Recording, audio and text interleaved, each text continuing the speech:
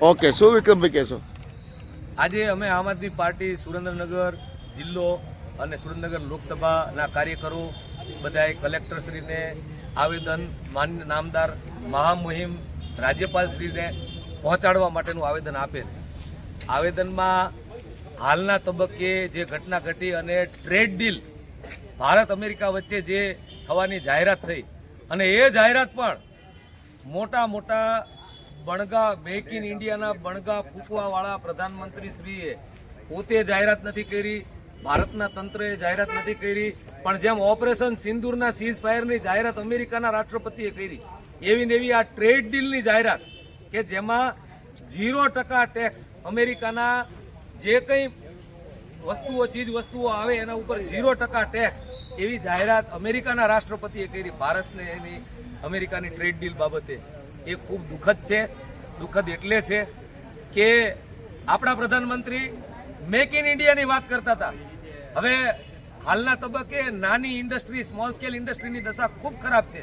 આજ સુરેન્દ્રનગર જીઆઈડીસીમાં તમે જઈને જુઓ તો 70% ફેક્ટરીઓ બંધ છે, નાની ઇન્ડસ્ટ્રી. અને એમાંય તે હવે અમેરિકાના આયાત ઉપર 1947થી અત્યાર સુધી પહેલી વાર ખેડૂતોની જણસ કે પશુપાલકોના ડેરી પ્રોડક્ટ કે પછી નાની નાની ચીજ વસ્તુઓ જે અમેરિકાથી અહીંયા 0% પહેલી વાર આઝાદ ભારતની અંદર પહેલી વાર થશે. પરિસ્થિતિ એવી આવવાની છે કે રૂપિયો જે અત્યારે 90 રૂપિયે ડોલર સામે છે એને 100 રૂપિયા થતા વાર નહીં લાગે. અગાઉ પણ એક લિટમસ ટેસ્ટ કરેલી પ્રધાનમંત્રીએ 1 સપ્ટેમ્બર 2025ના રોજ કપાસની જે આયાત છે એના ઉપર પહેલી વાર એની આયાત ઉપર 0% ટેક્સ કરી 2 મહિના માટે. અને કપાસની આયાત એવડા મોટા પ્રમાણમાં ભારતમાં થઈ કે ચોમાસુ પાકના કપાસના 2025માં ખેડૂતોને જે લગભગ મોટી 2200ની આજુબાજુ ભાવ મળવાના હતા એના બદલે કરોડ ભસ કરીને 1200 રૂપિયા પ્રતિ મણ થઈ ગયા. 2022માં ખેડૂતોની આવક ડબલ કરવાવાળા, આ વાતો કરવાવાળા, બણગા ફૂંકવાવાળા તંત્ર ભારતીય જનતા પાર્ટી એમણે ખેડૂતોને આ વર્ષે કપાસમાં પાયમાલ કરી નાખ્યા. અને હવે આ ટ્રેડ ડીલ મારફતે આખા હિન્દુસ્તાનના ખેડૂતોની બધી જ જણસ 0% ઇમ્પોર્ટ કરવાના, પશુપાલકોના દૂધ અને મિલ્ક પ્રોડક્ટ જેટલા ચીઝ હોય, દહીં હોય કે જે કંઈ દૂધને લગતા પદાર્થો હોય એ બધાનું 0% એના ઉપર ઇમ્પોર્ટ ડ્યુટી કરીને પશુપાલકોની ખેડૂતોની હાલત ખરાબ કરવાના છે.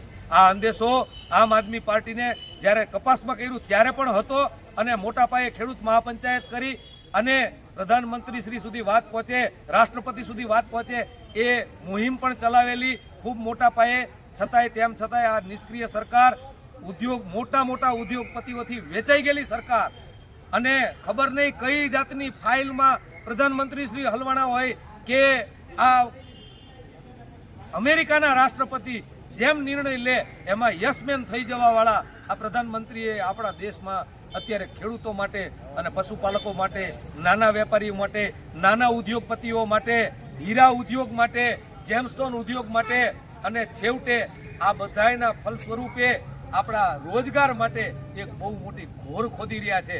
આ ટ્રેડ ડીલને એમણે રોકવી જોઈએ એવું આમ આદમી પાર્ટીનું સ્પષ્ટ અભિપ્રાય છે. અને એ અભિપ્રાય આપવા માટે આજે માન્ય નામદાર મહામહિમ રાજ્યપાલશ્રીને વાત પહોંચે એના માટે કલેક્ટર થકી આજ કલેક્ટરશ્રીને અમે આવેદનપત્ર આપ્યું.